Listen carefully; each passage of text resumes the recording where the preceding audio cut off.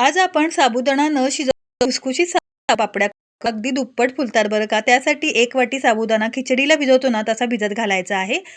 आता रात्रभर हा साबुदाणा छान असा भिजलेला आहे. आता काय करायचं आहे, जेवढा साबुदाणा आहे तेवढंच कडकडीत गरम पाणी करून घ्यायचं आहे. आता हे कडकडीत गरम पाणी साबुदाण्यामध्ये घालायचं आहे. लगेचच मिक्स करून झाकण ठेवून 2 तास असंच बाजूला ठेवायचं आहे. म्हणजे साबुदाणा आहे तो छान असा शिजला जातो. आता झाकण ठेवूया आणि 2 तासानंतर पाहूया.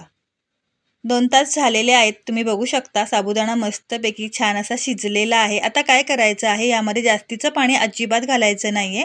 मिक्सरला थोडं-थोडं करून फाईन अशी पेस्ट करून घ्यायची आहे. हे बघा तुम्ही बघू शकता छान अशी पेस्ट करून झालेली आहे.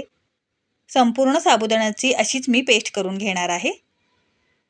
आता त्यामध्ये फक्त अर्धा चमचा मीठ घालायचं आहे आणि 1 चमचा चिली फ्लेक्स घालायचा आहे आणि छान असं मिक्स करून घ्यायचं आहे. जास्तीचे मसाले अजिबात आपण इथे घातलेले नाहीयेत आणि लगेचच प्लास्टिक शीटवर आपण साबुदाण्याच्या या पापड्या पाडून घेणार आहोत. अजिबात तेल किंवा तूप लावायचं नाहीये.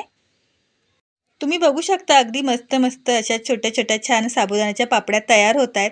खूप जाड नाही आणि खूप पातळ नाही अशा आपल्या पाडून घ्यायच्या आहेत. हे बघा अर्धवट सुकल्यानंतर अशा प्रकारे पलटी करून घेऊया. 2-3 दिवस छान अशा वाळवून घेतलेल्या आहेत. अगदी ट्रान्सपरंट आपल्या साबुदाण्याच्या पापड्या तयार झालेल्या आहेत. तळून सुद्धा दाखवते. अगदी दुप्पट चौपट फुलणाऱ्या साबुदाण्याच्या पापड्या तयार आहेत. पापड्या अगदी खुसखुशीत झाल्यात. अशीच एखादी रेसिपी पाहायची असेल तर छोट्या खालील त्रिकोणावर क्लिक करा आणि रेसिपी पहा.